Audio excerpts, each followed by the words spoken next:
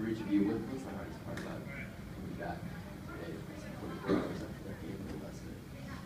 I don't think there's anything hard about it. You know, you just get up, and this is what we've done for the whole season. We've done it for a long time, so just get up and get excited to play the game today, and you know, try to get a split here.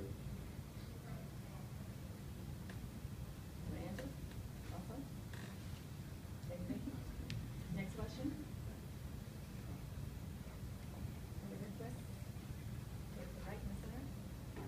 This is for AJ. Physically, I've heard catchers say that after catching a long game like last night's, you don't feel the effects, probably easy to say, until the second day. What is it like for you? It's postseason, it's the playoffs. You feel great. You woke up today feeling fresh, ready to play, excited.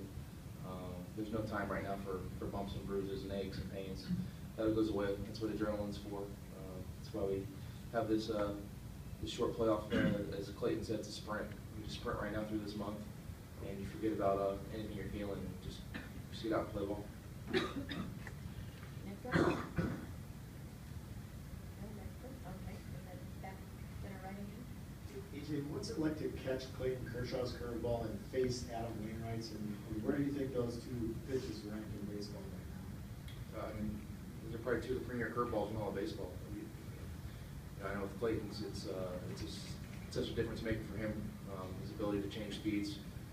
It's hard for hitters to cover velocities all the way from 95 all the way down to 72. So when he's able to have that thing going effectively, which hopefully he does later this afternoon, it's tough for hitters to sit on certain speeds.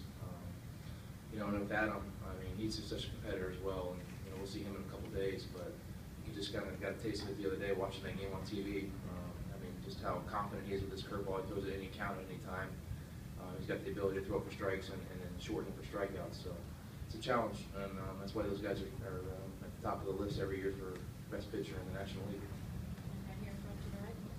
A lot of times in the playoffs, you're seeing guys that you've seen during the season and even in previous seasons. How do you prepare for a guy that you've never seen and in fact wasn't even in the major leagues at the start of the year? I think, you know, obviously we've been watching the games on TV and probably just like everybody else, but we've seen a little bit of video on him, and he's got a good arm. He's a good power arm. He kind of fits right in with the rest of the St. Louis staff, you know, and until you actually get in the box and stand there and see what his ball's doing, you know, you don't really know, but we feel like we got a pretty good idea of what he throws and what he's going to try to do to us, you know, so it's just a matter of whether he executes or not and whether we execute our game plan. So we know he's got a power arm. We know that he's going to come right at us, and he's going to use his fastball like all the St. Louis pitchers do. Next question. Anybody have one? Chris again? This is for AJ. How would you describe, pardon my pronunciation, Ryu's progress this year? Yeah, I mean, you know, Hunjin came to spring training, and you know, with all the advertising and all the hype about what he's coming with, and you know, to be completely honest, he came and we were kind of just concerned. You know, he came in with and didn't have the great energy, and his early work didn't look good, and probably some concern on all of our behalf. But what we didn't realize was this guy was building up for a major league season. He didn't come in to make first impressions. He was in here for the long haul, and he showed up. And in the first start of the year against the Giants through the end of the year, he's getting stronger and stronger. You know, his fastball command is outstanding. He uses all his pitches. He's got a plus changeup. He never gets rattled out there on the mound. I know he's excited to get back on the mound. He kind of had a tough game against Atlanta. They've been some good at-bats against him. And this is a guy with a lot of pride.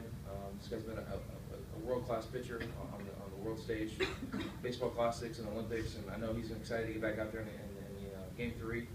And he seems to raise his level when his back's against the wall. And I think he's going to throw the ball extremely well in Game 3.